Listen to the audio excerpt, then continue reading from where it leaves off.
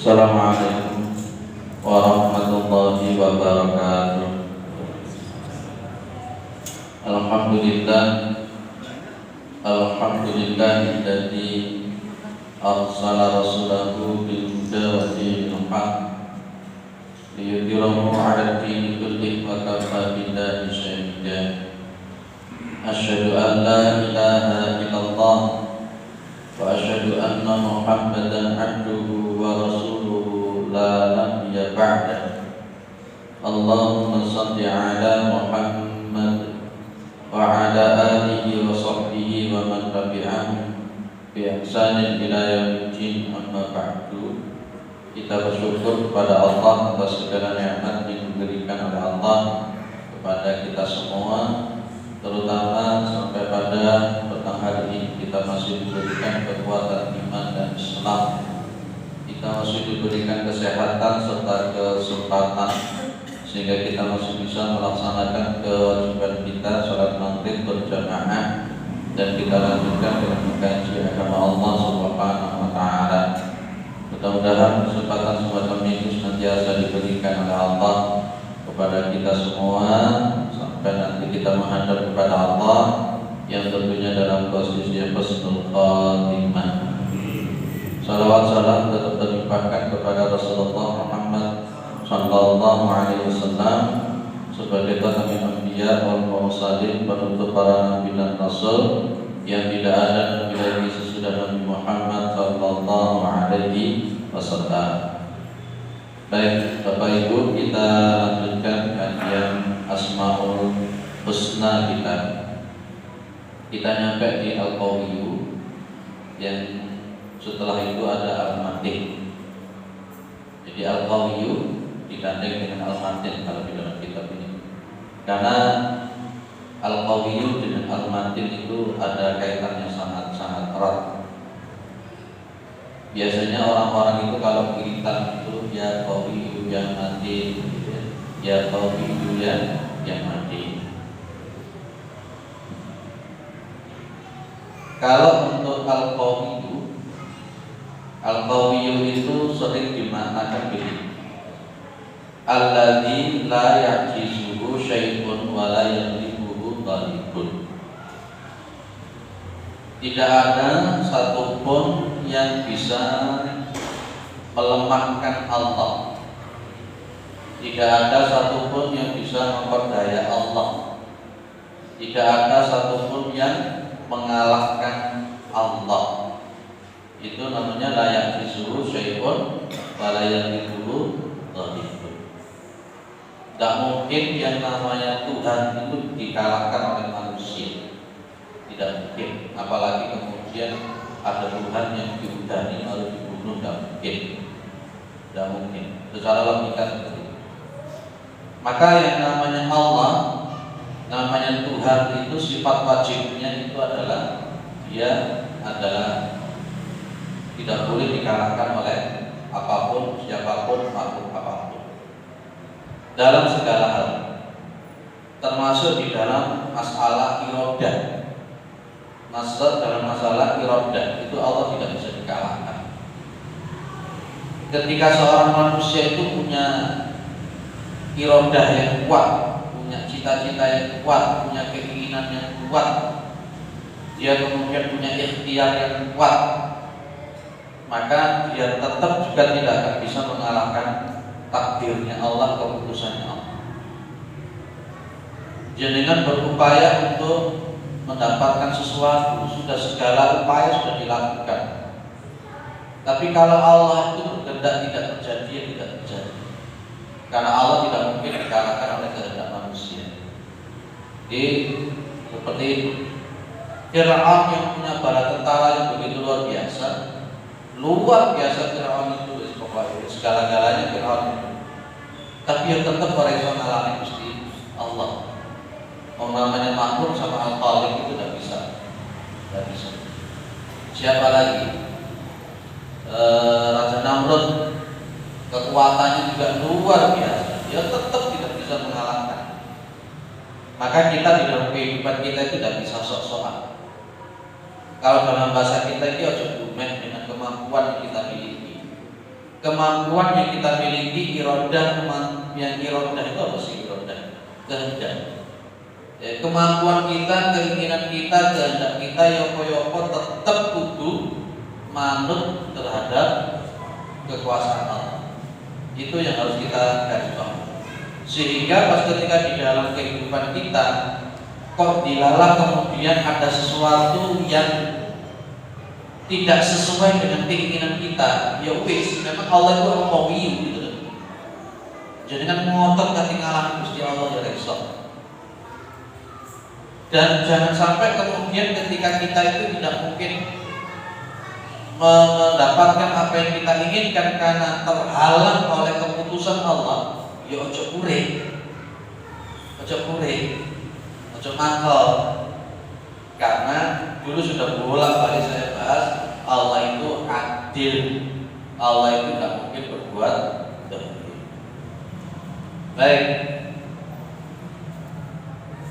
Wala yaruddu qada'ahu rad, dan tidak ada satupun yang bisa mengembalikan, yang menolak keputusannya Allah. Tidak ada satupun yang bisa menolak keputusannya Allah. Yang kudu amrohu wa yudi qada'ahu bi khalqi. Allah itulah yang melaksanakan perintah-perintahnya. Allah itulah yang menjalankan keputusan-keputusannya bi khalqihi, di dalam makhluk-makhluknya. Jadi keputusan yang ditangani Gusti Allah, segala perkara itu yang ditangani Gusti Allah. Karena Allah itu kemarin dulu sudah kita bahas, namanya Al-Malik. Masih ingat ya Al-Malik ya? Al-Malik itu Allah sebagai penguasa, Allah sebagai raja di raja. Lah kalau begitu yang berkuasa ya Gusti Allah, gandengannya itu. Ya'izzu man yasha atau yu'izzu man yasha. Gusti Allah itu memuliakan siapa yang dikehendaki. Umpamanya ada orang itu dalam pandangan manusia itu sepele, umpamanya begitu ya, dianggap hina, dianggap rendah. Kalau Gusti Allah memuliakan dia, siapa yang bisa membuat dia tetap rendah? Jadi kan ingat yang namanya Uwais Al-Qarni. Uwais Al-Qarni itu orangnya Masya Allah luar biasa. Tapi di hadapan manusia namanya Uwais Al-Qarni itu dianggap hina, dianggap rendah, karena memang saking miskinnya, saking melaratnya itu Uwais Al-Qarni. Dia kepingin ketemu dengan Rasulullah tapi tidak pernah ketemu dengan Rasulullah. Dia orang yang sangat-sangat taat kepada ibunya. Dia mampu menjalankan keinginan untuk menggendong ibunya dari Yaman ke Mekah. Digendong ibunya untuk melakukan ibadah haji. Taat betul sama ibunya. Tapi miskin, karena yang dia lakukan hanya untuk ibu dalam kehidupannya, ibu.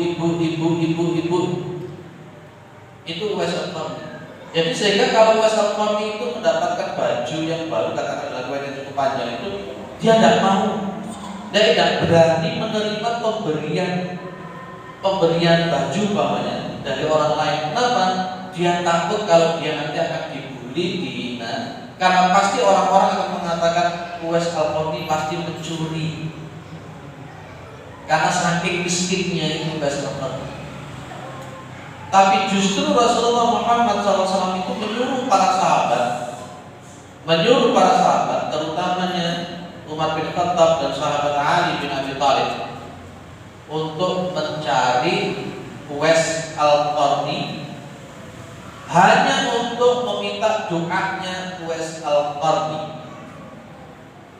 Jadi namanya Umar bin Khattab itu kan juga punya karamah, punya kemuliaan di hadapan Allah, di sisi Allah Subhanahu wa taala. Tapi oleh Rasulullah Muhammad SAW, para sahabat itu disuruh untuk mencari Uwais Al-Qarni. Kalau ketemu, disuruh untuk minta doa. Pas ketika Umar bin Khattab ketemu dengan Uwais Al-Qarni, ketika minta doa, Uwais Al-Qarni cuma mengatakan, "Gimana posisinya ada yang lebih mulia, kok malah minta didoakan oleh saya? Tapi Rasulullah sudah menyebut Uwais Al-Qarni ini adalah orang yang terkenal di langit, betul-betul dicintai oleh Allah, betul-betul dicintai oleh para malaikat. Itu Uwais Al-Qarni. Tapi di dalam pandangan manusia dia rendah, dihina, dibunuh. Maka di dalam riwayat itu pas ketika Uwais Al-Qarni meninggal dunia, yang mengurusi jenazahnya Uwais Al-Qarni itu luar biasa, dan tidak ada satupun dari rakyat, dari masyarakat itu yang kenal siapa yang mengurusi jenazahnya Uwais Al-Qarni. Tidak ada satupun yang tahu. Banyak yang mengurusi, dan tidak ada satupun yang tahu siapa. Maka ini loh Bapak, kalau kita bicara tentang waliullah, memang waliullah itu oleh Allah ditutupi, lebih banyak ditutupi. Kalau di dalam kitab tasawuf yang bisa dibahas di pondok itu, waliullah itu seringkali ditutupi. Allah tidak akan menampakkan kewalian seseorang, dia hanya ditampakkan kepada orang-orang yang hatinya betul-betul bersih. Kalau ada orang yang ngaku wali, itu perlu dipertanyakan. Itulah yang dimaksud oleh Allah, yu'izzu man yasha. Gusti Allah itu memuliakan orang yang dikehendaki. Direndahkan oleh orang, tapi kalau Allah memuliakan, sanggup Allah itu mengangkat. Sebaliknya Allah itu wa yudhillu man yasha. Allah itu juga sanggup untuk merendahkan orang-orang yang dikehendaki, meskipun dia dimuliakan di masyarakat, dimuliakan betul di masyarakat. Kalau Allah berkehendak, dia itu jatuh, hina, rendah, habis. Yudhillu man yasha atau yu'izzu man yudhillu, dalam Al-Quran apa? Tu'izzu man tasha atau tudhillu man tasha biyadikal khair. Maka kemuliaan itu sebenarnya kalau dalam posisi al-qawiyyu yang nanti, kemuliaan itu terletak di tangan Allah Bapak.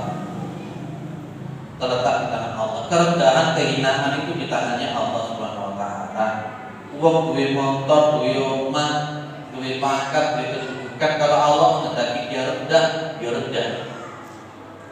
Kalau orang itu miskin, gak punya apa-apa, penampilannya sederhana, kalau Allah menghendaki mulia, mulia. Maka kita ini sebenarnya tidak layak untuk merendahkan orang, dan juga tidak layak untuk menjustifikasi seseorang itu mulia. Tidak boleh, tidak boleh. Karena itu masalahnya adalah di samping haknya Gusti Allah, yang kedua kita tidak mengerti sebenarnya dia itu koyo ngopo, kita tidak tahu. Hatinya dia kayak apa, tidak tahu. Kita mengatakan Pak dia itu soleh, dalam pandangan dohir kita mungkin soleh, tapi kita tidak ngerti pandangan batin dia itu kayak apa. BPIT kayak kedondong, hati ini kerual welek, kita tidak tahu. Jadi tidak bisa kemudian kita itu mencap orang itu mulia dari sisi casing yang kita lihat dari sana. Dan juga kita itu tidak bisa melihat orang itu rendah hanya sekedar dari casing, itu tidak bisa. Tapi memang kebiasaan kadang-kala opo sing nang batin itu biasanya cukup metu ning dohir. Biasanya, ini biasanya. Tapi tidak semua seperti itu.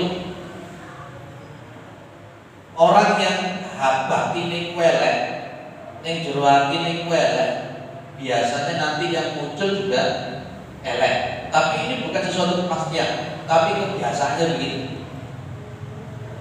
Makanya suatu saat salah seorang ulama itu diberitahu, dia itu bagus Pak, dia itu soleh, dia itu baik. Kalau tidak salah itu yang diberitahu itu adalah teman. Kemudian beliau bilang, kamu sudah pernah melaksanakan muamalah dengan dia atau belum? Kamu sudah dagang, dalam bahasa kita sudah tahu dodolan transaksi muamalah dengan dia atau belum? Kok jujukannya ketika kamu mengatakan dia soleh baik? Artinya apa? Para ulama itu menegaskan, wong kita itu belum tahu serahu kalau dia, belum tahu bertransaksi dengan dia, belum pernah memberikan amanah kepada dia. Kok tiba-tiba kita menyatakan oh dia soleh? Jenengan akan paham betul seperti dikatakan oleh para ulama, orang itu soleh tenan atau tidak, lihat dia berdagang, lihat dia memegang amanah, lihat dia itu ketika berjanji, lihat dia itu kalau bicara. Karena memang kesolehan itu tidak bisa hanya dilihat dari sholat itu, Pak. Wih, ono wong sholat itu mantul sholat, ternyata di luar sholat kita itu kayak jarang atau karuan. Loh ada model begitu. Maka ulama itu bilang jangan buru-buru menjustifikasi dia itu soleh, jangan justifikasi buru-buru dia itu takwa, lihat perilakunya begini, lain ngomong dia. Makanya Nabi kan bilang ciri orang munafik ketiga lah, lain ngomong itu senengane boros, sholatnya gendut tapi senengane berdusta, munafik gini. Yang kedua, wa'idha wa'ada akhlak, kalau berjanji dia ingkar. Posone berwendu tapi lek janji gak tahu tepat. Wa idza tu'mina apabila diberikan amanah dia ya tahajudnya berdino tapi tidak pernah amanah. Itu bertentangan total. Itu artinya kasihnya saja dia yang mulia, tapi di hadapan Allah dia hina. Makanya pas ketika Rasulullah SAW ada orang itu mati dalam posisi habis perang, para sahabat mengatakan syahid ya Rasulullah, syahid ya Rasulullah. Nabi bilang terpokok dia itu neraka. Ya Rasulullah dia perang ya Rasulullah, badannya penuh luka ya Rasulullah. Nabi tetap bilang neraka dia itu. Padahal perang di tubuhnya penuh dengan luka. Nabi tetap mengatakan apa? Neraka. Itu yuhizu mayyasha. Gusti Allah yang memuliakan orang yang dikehendaki, waktu dillu mayyasha, dan Allah itu yang merendahkan orang yang dikehendaki. Dan kita tidak boleh memuliakan diri kita dalam artian waktu soleh, aku sepinter, amalanku sakeh, sholatku sakeh, maca Quranku sakeh. Ingat bacaan Quran jenengan tidak bisa memasukkan ke surga. Sholat jenengan itu juga tidak bisa memasukkan jenengan ke surga. Tidak boleh. Lupa dari mana tu tak usah sholat. Lalu sing sholat itu berkaruan untuk surga kepada sing tak sholat. Tidak usah bergantung. Tidak boleh. Kalau dalam bahasa Al-Hikam itu namanya al-i'timadu al-amal. Ini saya diminta kemis genap habis sisa itu khususnya di Al-Hikam, nanti insya Allah di UKP sudah dimulai insya Allah terus depan. Ngaji khusus tentang Al-Hikam. Kitab Al-Hikam itu kitab yang jeru, ya, bicara tentang seperti yang bicarakan kita.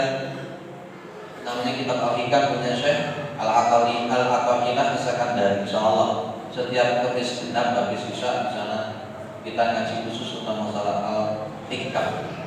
Pelan-pelan kita. Ya mudah-mudahan nanti bisa terpaham.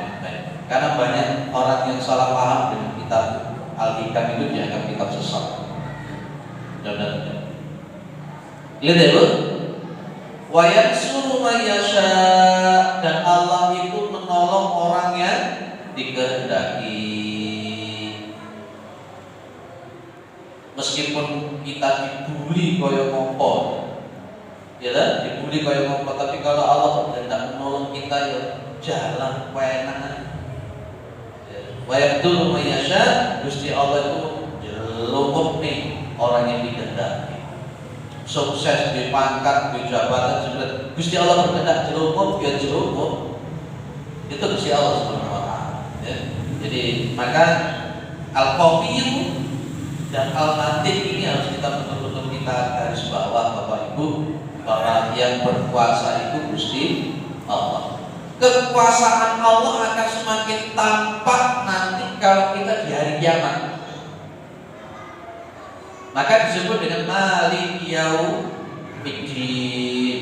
Kekuasaan Allah itu akan semakin tampak nanti di yaumul qiyamah. Gimana?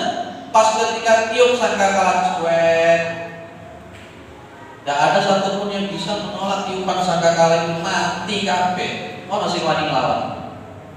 Termasuk iblis, termasuk setan itu juga akan mati. Kullu man 'alaiha fa wa yabqa wajhu rabbika dzul jalali wal ikram. Maka digandeng oleh Allah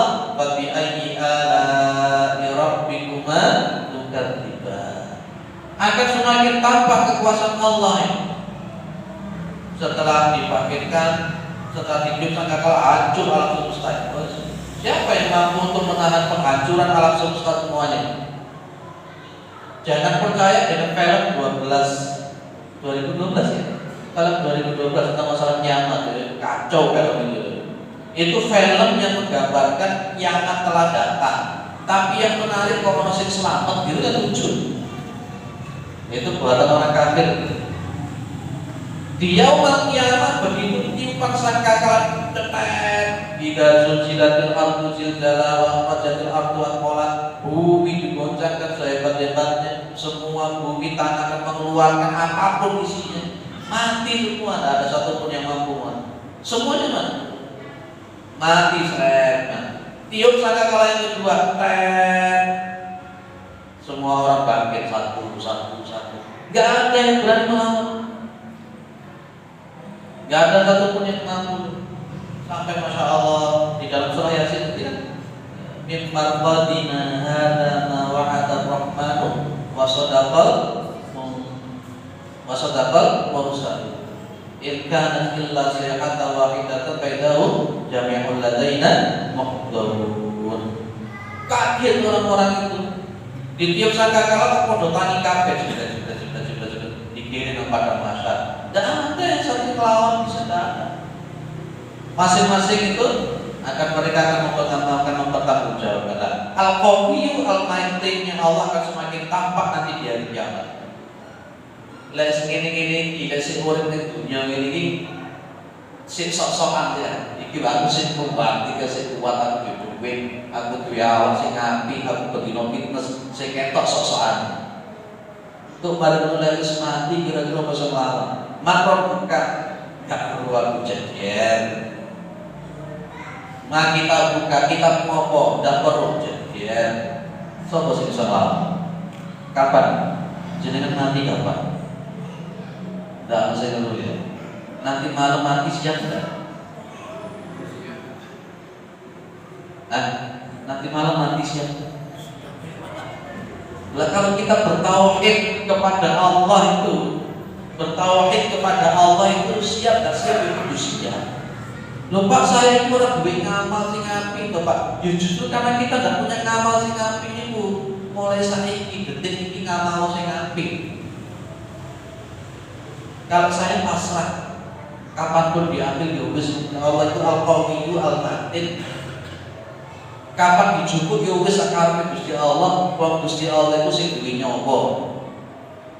Lah ngapain kita grundel? Waduh aku wedi rek mati. Lah kok wedi? Ketika ketemu dengan Tuhan Allah yang kita cintai, ketemu dengan orang, ketemu dengan zat yang kita cintai kok malah gak gelem. Jadi kan cinta karo Gusti Allah temenan. Biasanya jenengan itu lek ketemu karo orang yang dicintai sempenan to. Lah jenengan jadi cinta karo Gusti Allah. Lah saiki jenengan diharapkan oleh Allah untuk ketemu dengan Allah yang jenengan cintai. Untuk pergi pasal anak turun, jatuh nyawa Israel, ya Allah. Makanya Ibu, Bapak, jenengan lekati turu itu ada etika-etikanya. Etika yang pertama itu lagi pas kate turu wudu seperti wudunya orang sholat. Jadi kan buka di kitab Sahih Adab Islamiyah, riwayat Imam Al-Bukhari. Kalau mau tidur itu wudu kemudian diawali dengan miring ke sebelah kanan. Miring ke sebelah kanan, tangan kanan itu diletakkan di pipi sebelah kanan. Miring sebelah kanan sambil membaca Bismillahirrahmanirrahim ahya wa bismika am. Tapi sebelum jenengan berbaring, sebelum berbaring ke tempat tidur itu, tempat tidur jenengan itu jenengan kebasi. Ya orang Jawa bilang dikebasi dengan membaca Bismillahirrahmanirrahim. Karena kata Rasulullah, karena seseorang itu yang mau tidur dia tidak ngerti di tempat tidurnya itu apa. Karena memang kalau di dalam hadis Rasulullah, orang itu kalau masuk ke rumah tidak membaca Bismillah, itu setan ikut nginep di rumah itu. Kalau ada kita makan itu makan minum kita tidak baca Bismillah, maka setan jin ikut makan. Kalau ada orang itu tidur tidak membaca Bismillah, maka syaitan akan tidur ikut, jin ikut tidur di tempat tidur itu. Kalau ada orang itu melakukan hubungan suami istri gawe anak, nggak membaca bismillah, maka syaitan jin ikut urut lembut di dalam melakukan hubungan suami istri. Makanya lepas anak sama itu, wablet dan kawan-kawan itu, eling dia jenengan gawe ibu ngomoran. Lo betul, jenengan buka lagi di suami ada Islamnya. Nah, posisinya seperti ini, maka adabnya itu ya. Kalau mau tidur, kemudian matikan lampu, terutama yang ada hubungannya lampu-lampu itu dimatikan. Kemudian yang ketiga, sebelum tidur kebasi dengan membaca bismillah nama Allah Subhanahu wa taala. Setelah itu mengawali tidur itu miring ke sebelah kanan, pipinya itu di tangan itu ditaruh sebelah tangan. Plek gitu. Dengan membaca bismika Allahumma ahya wa bismika amut. Kalau umpamanya ingin menambah bacaan, bacalah Al-Ikhlas, Al-Falaq, An-Nas di dua telapak tangan ditiupkan, kemudian diusapkan ke seluruh tubuh, dimulai dari kepala, kemudian ke muka, kemudian ke seluruh tubuh 3 kali. Kalau umpamanya ingin menambah, baca dengan bacaan ayat kursi. Insya Allah dengan bacaan ayat kursi itu kemudian akan ditolong dengan izin Allah Subhanahu wa taala. Hadisnya sahih. Kebetulan tadi pagi saya membahas tentang adab bernaum, adab ketika mau tidur. Kalau umpamanya pengen nambah lagi, baca tasbih 33, takbir alhamdulillah 33, dan Allahu Akbar 34 kali.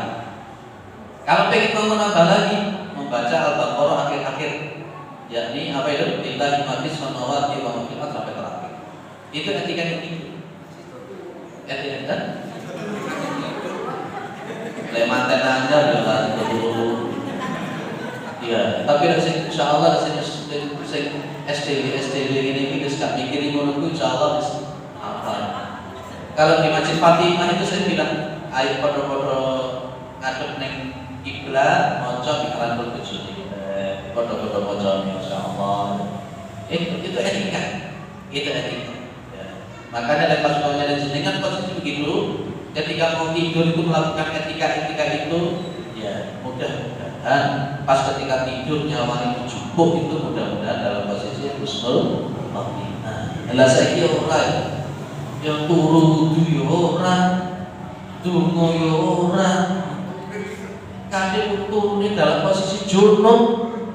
Loh Pak, apakah posisi dalam posisi junub kita tidur bagaimana? Kalau posisi kita habis melakukan suami istri, kepingin tidur lagi, maka yang dicontohkan oleh Rasulullah, memaaf, membasuh kemaluan, kemudian berwudu, kemudian tidur. Kalau memang tidak ingin mandi, itu riwayat yang sahih di dalam kitab Adab Islamiyah. Kitab itu belum kita kaji di sini sama sekali, belum. Itu saya kaji di Fatimah, di mana Ustaz juga sudah kata, di Masjid Firdaus masih berlangsung. Besok ini akad yang keempat Al-Falaq dan minta kitab itu juga. Karena memang ini dibahas keseharian. Jadi beberapa hijud nyatir juga minta kitab itu. Jadi beberapa kitab itu ngaji kitab itu. Jadi yang dibahas di dalam kitab itu mulai bangun tidur, adabnya mau tidur, adabnya masuk kamar mandi, adabnya BAB, kayaknya dibahas adab itu.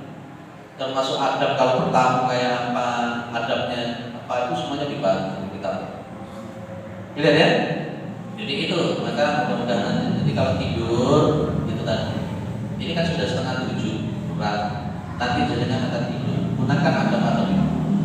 Ya mudah-mudahan bisa cepat tidur. Jenengan kalau mau tidur wudu dulu pada saya.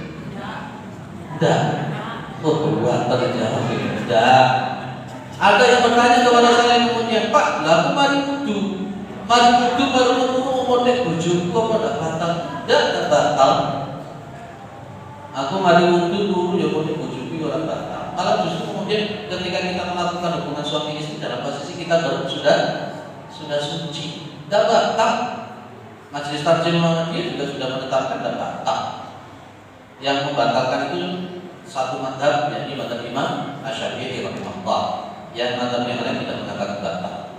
Kalau Majelis Tarjim Muhammadiyah memakai yang tidak batal. Itu kalau di tafsir yang mutabar itu pendapat yang lebih kuat. Kalau ingin berhati-hati memang mazhab Syafi'i itu saja.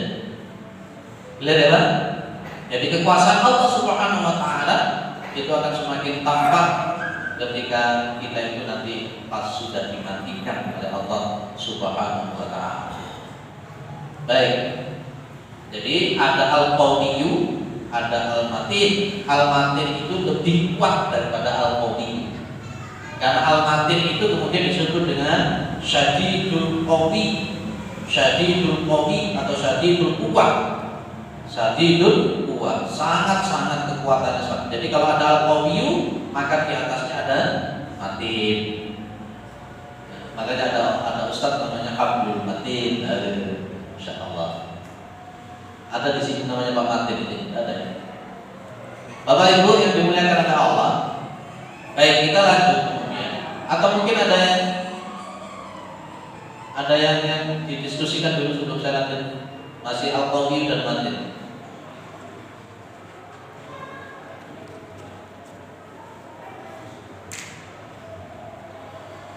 Tidak ada? Masya Allah. Paham 100%. Paham 100%. Masya Allah.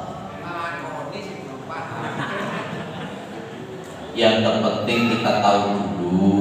Yang terpenting kita tahu ilmunya dulu. Dan terus kita berdoa kepada Allah, mudah-mudahan bisa ngelakoni.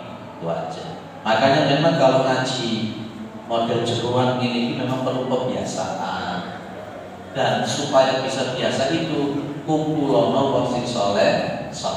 Lah mari ngaji ini baru kemudian kursal.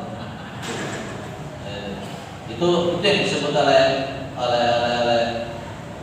para ulama dengan jalisatus sholihin, duduk dengan orang-orang yang saleh. Yoko namanya tabiat, namanya karakter itu bisa menular. Jadi dengan karokoan. Marah-marah berdino lu gua tapi mau rokokan. Dia coba setahun ya lu gua mau rokokan. Kira-kira rokokan apa dari kira? Dari itu, saya sudah tahunan mulai dari dulu tidak pernah merokok, alhamdulillah dengan izin Allah. Tapi aku sudah tahu kumpulan di orang rokokan. Ya alhamdulillah sempat. Tapi pas ada ngaji ada ngajian yang itu memang orangnya merokok-rokokan. Tapi alhamdulillah sampai hari ini kuat ya untuk merokok. Ya, baik. Kita lanjut bukti-bukti min syawahidil qawi. Di antara bukti-bukti bahwa Allah itu adalah al-qawi wa min syawahidi quwwatihi, dan di antara syawahid-syawahid bukti-bukti daripada kekuatan Allah Subhanahu wa taala nasruhu li anbiya'ihi wa ta'iduhu li awliya'ihi wa fil qisasil anbiya'i fil Qur'ani khairu syahidi ala hadza qala Allah ta'ala falamma jaa'a amruna najayna salihan walladzina amanu ma'a, dan seterusnya. Jadi di antara bukti-bukti kekuatan Allah Subhanahu wa taala itu Allah menolong para nabi-nabi dan Allah menguatkan para wali-walinya. Allah menguatkan nabi-nabi itu dengan mukjizat, dan Allah menguatkan wali-wali Allah itu dengan karomah. Kalau untuk nabi, buat masya Allah, coba lihat Nabiullah Ibrahim diobong murid-murid itu. Secara logika ini namanya khariqul adat. Khariqul adat. Nabiullah Ibrahim dibakar hidup-hidup dan mempan. Raja Namrud dan para tentaranya tentu pikir bikin nabi, bikin diobong gak popoy. Nah itu bukti kekuatan Allah. Nabi Musa alaihissalam itu tongkatnya dipukulkan pas ketika dikejar-kejar Firaun dan tentaranya, dipukul cetek. Yang namanya kemudian lautan itu kemudian terbelah, lewat di tengah-tengah sampai seberang, Firaun nyusul di tengah-tengah, laut tertutup lagi. Namanya Firaun laknatullah alaih, sambil tegap-tegap mengucapkan amantu bi Musa wa Harun. Paling malaikat itu mantau ya. Lalu ini lah kok gak beriman saja tegap-tegap di tengah laut, kok kata ngomong paling jujur malaikat. Jadinya paling jodoh dan seperti itu. Terus begitu ini loh, memang karakternya pelek, karakter jeleknya manusia itu ketika dia itu dalam posisi sempit di bargaining. Ini karakter elek wong ini. Jadi pas begitu dia itu ada kesuksesan, ada kekuatan, wis lali, lupa. Tapi begitu dia wis loro, dia kayak stroke, dia kayak hilang bini merot, terus kan sadar. Itu elek manusia. Kira-kira malaikat menguatkan pada tambah dijejeli. Kon pengen ada duitmu akeh ini lali saiki merot-merot saiki ketelit. Makanya kita itu seharusnya kita itu dalam posisi kisarah wa dharrah itu ini. Makanya saya berpikir sama bilang sama jamaah, rekreasi sekali-kali ke rumah sakit bagian saraf. Mau sing nincul-nincul sing setruk-setruk itu. Delok ini. Mumpung kita itu masih sehat kayak begini. Jeleknya orang kan begitu loh Pak. Ya, kadang-kadang harus digumuri lali kok. Tapi ada pisau ini baru kayak kawet diitet-itet kayak bengkok-bengkok. Itu jeleknya manusia itu. Ya kayak sama tadi Firaun. Kekuasaannya luar biasa. Bani Israel anak laki-laki sembelih semua. Bayi lahir laki-laki sembelih, bayi laki-laki lahir sembelih Masya Allah. Tapi begitu dia ditenggelam dalam Nabi Gusti Allah baru sadar amantu bi Rabbi Musa wa Harun. Kira-kira Pak jadi di malaikat Jibril. Saya khawatir jenengan nek ngono padha karo juga. Jadi kalau malaikat khawatir dari pas lagi loro megap-megap kayak dia oh Gusti sing malaikat jebul. Wah, begini nanti kok. Saya khawatir begitu. Ada yang seperti itu di sini ada. Masya Allah. Masih melarat dia alhamdulillah, masih suki dia alhamdulillah, masih elek dia alhamdulillah, masih ayu dia alhamdulillah. Menurut itu wis penak. Dompet tebel dia alhamdulillah, dompet tipis kalau duit dia alhamdulillah. Menurut itu wis penak. Akhirnya murid itu gak gampang stroke, gak gampang mati, gak gampang merot. Wabah di bahasa sing atas-atas. Lek di atas ini ora sadar. Aku dhewe ya kok gak ada. Lek di kanan. Clear ya Bu? Allah menguatkan di anbiya'i, menolong hamba-hambanya namanya nabi dan rasul. Pakai apa namanya tadi? Mukjizat. Tapi kalau wali, kalau wali itu dikuatkan oleh Allah itu dengan karomahnya Allah. Tapi pesan saya jangan mudah untuk menyebut orang dia wali, jangan.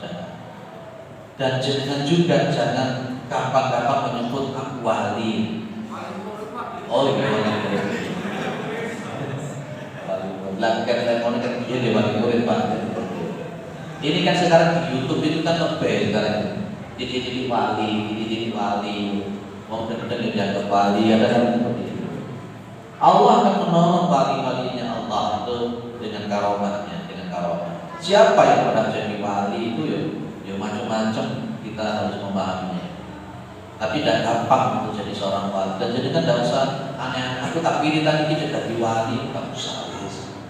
Aku tak minta ini jadi marifat. Marifat itu bukan karena itu. Kapan-kapan kalau kita membahas masalah khusus masalah wali, khusus masalah marifat, khusus masalah hakikat, insya Allah kapan-kapan kita akan bahas. Insya Allah kitabnya kita bisa memakai kitab Lataiful Ma'arif atau kita pakai seperti yang saya katakan tadi itu namanya kitab hakikat yang kita pakai. Insya Allah. Tapi kira-kira kuat atau tidak ngaji seperti itu. Itu kan ngaji jeruan. Dan jangan-jangan nanti akan muncul salah paham. Karena di Al-Hikam itu nanti akan ada istilah syuhud, melihat Allah, widatul wujud, itu kan juga nanti akan dibicarakan. Widatul wujud secara syariatnya kayak apa, itu nanti juga terletak. Karomah. Yang kedua, wa min syawahidil quwwati ihlaku lil zalimi wa intiqamuhu minal mujrimin. Dan di antara bukti-bukti kekuatan Allah Subhanahu wa taala, Allah itu mampu menghancurkan orang-orang yang zalim. Allah itu mampu memberikan azab kepada orang-orang yang mujrimin, orang-orang yang mursak. Fir'aun didelep nih. Sapa meneh? Nabi Lut. Nabi Lut ya? Betul ya? Kaumnya Nabi Lut itu loh. Tuh, kaumnya Nabi Lut dihancurkan sampai lelet seperti itu. Jadi cerita Nabi Muhammad, Nabi itu. Kita lihat lagi Nabi Nuh, rakyatnya Nabi Nuh seperti itu dikatakan banjir dan sebagainya. Abraham yang menyerang Ka'bah, yang kami nggak pakai kerikil dari neraka Babil itu, masya Allah. Itu bukti. Lepas apakah bisa kemudian di dalam kehidupan setelah Nabi Muhammad SAW seperti kita, Allah menurunkan azabnya kepada kita? Bisa. Wafat Aceh itu 9, skala Richter. Cuma 9, skala Richter, ratusan ribu mati. Itu bukti kekuatan Gusti Allah. Siapa yang bisa nolong? Jadi laut sebenarnya lupa cuma digoyang Gusti Allah. Mudah banget. Habis. Palu,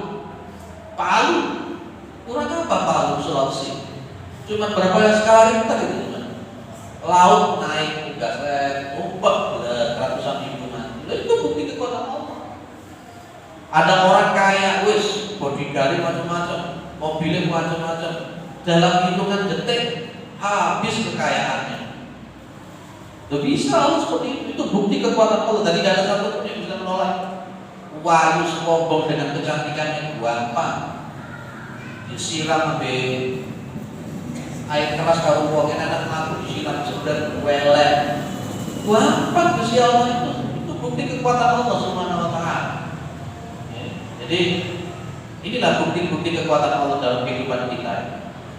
Ada orang yang saya itu sering dapat cerita-cerita orang-orang yang sakit-sakit dari istri saya, orang opname, terutama orang-orang yang kena HIV/AIDS. Jadi awalnya orang-orang yang jadi kurus, habis, oleh Allah titik, orang langsung mati dan tapi Gusti Allah ya, yang badannya kuatan dan matang begitu tahu di tempat tidur ya bisa selama. Kalau suntikan sekali satu suntik 1 juta, sekali suntik 1 juta, habis badan mereka. Jadi awalnya saya koyok ketek. Begitu kekuasaan Allah Subhanahu wa taala. Yang tadinya itu pejabat, hartanya banyak, bujuni wakil. Dia ternyata tak mampu untuk menahan yang namanya apa? Ihlaku lidzalimi. Allah itu sanggup untuk merusak orang-orang yang zalim. Allah itu sanggup untuk merusak orang-orang yang mursak. Maka ya, kapan Allah itu akan memberikan azabnya itu? Kalau kita memang kadang-kadang nggak iling-iling. Mohon maaf Bapak, kalau kita kaitkan intiqamu azabnya Allah ini dengan ar-Rahman-ar-Rahimnya Allah itu kan ada gandengan juga. Menurut saya Gusti Allah itu saat durunge mengazab seseorang itu kan mesti dikit tondo-tondo diiling kondisi. Saya yakin itu Pak, yakin. Jenengan itu mohon maaf, moro-moro rambutnya putih. Ya, loh, kira-kira dikira rambut putih sampai Gusti Allah itu apa sih saja? Loh itu loh, saja kan yo kilik kok iki. Orang itu putih kayak aku sakit putih. Agak putih. Saya mikir umurku 45. Tapi oleh Allah dikasih putih seperti itu berarti memang Allah sudah kasih sayangnya kepada saya itu sudah ditampakkan rambutku putih. Itu sudah meninggalkan dunia yang hitam. Wis tobat, tau sing akeh. Lho itu, apa mana biun rambutnya putih kabeh sing tobat-tobat. Nauzubillah min dzalik. Sing ngangkat babel yang ngene iki 70 kilo mau tambah gak kuat. Itu kan sebenarnya oleh Allah sebelum kita diazab oleh Gusti Allah kan sudah diingatkan. Cuman kita ini kadang-kadang paham dengan sinyal-sinyal. Kalau dalam bahasa ma'rifatullah, bahasa makrifat kita kepada Allah itu, sebenarnya orang itu kalau sudah mulai sedikit menampak kepada kemakrifatan kepada Gusti Allah, dia itu akan sanggup menangkap sinyal-sinyal dari Allah. Sinyal-sinyal dari Gusti Allah itu macam-macam, Pak. Ya kaya kemarin rambutnya merah putih itu sinyal. Sing pipine halus, saiki malah apa jadi ini? Itu sinyal dari Gusti Allah. Kalau kita sudah mulai nampak pada makrifat itu mikir, oh iya, saiki yang kiayu, balik terus kalau bapaknya, saiki bapak kan kalau saya wegan, itu ngiling loh jadi, dieling, ya Pak ya. Biar waktu aku mana belungan itu kuat, aku mau di perak saiki, mana dekat, punya disini dekat, ibu no disini kok gak bisa. Lo itu kan sinyal isyarat dari Gusti Allah. Apa mana sih nuntuni ilang kabeh? Lo itu kan sinyal loh. Isyarat. Lah maksud kayak isyarat seperti itu loh. Makanya memang betul Bapak, kalau kita bicara marifat mesti ada hijab. Orang itu kalau sudah hatinya itu dihijab oleh Gusti Allah, dikai isyarat kayak model opo ya lah. Orang dom. Di dalam bahasa marifat itu ada hijab. Makanya bendino delok mati gak sholat itu berarti masih ada hijab. Bendino itu delok mati malah mundur kuburan, tapi sholat lima waktu gak mampu, itu hijab. Marifatnya belum nyampe di situ. Lihat ya, lulus semuanya sadar belum? Allah. Jadi itu kan Allah sanggup untuk menghancurkan siapapun orang yang zalim dan mujrim. Dan mudah-mudahan kita bukan termasuk orang yang dihancurkan. Dan dihancurkan. Tapi dengan izin Allah kita harus pas ketika meninggal itu yang enak lah. Yang meninggal itu ketika yang enak itu kita dalam posisi sholat, ketika sujud kita dicabut nyawa. Ojo pasti ketika nyetor botol mati, pas melakukan zina mati, pas muncul mati, masya Allah, itu bilang tidak. Pas lagi murid-murid ngisi wong mati. Lanjut. Wa min syawahidil quwati wa min syawahidil quwati qiyamus samawati wal ardi bi amrihi wa qibti. Dan di antara tanda-tanda kekuatan Allah itu mampu untuk menegakkan yang namanya langit. Jadi kan langit itu ada cahaya Pak. Loh itu loh. Khalaqas samawati bi ghairi amadin tarawnaha wa alqa fiha rawasiya antamida bikum wa batta fiha min kulli dabba. Surat apa itu Tuhan. Itu Allah menegakkan yang namanya langit, 7 tingkat langit itu.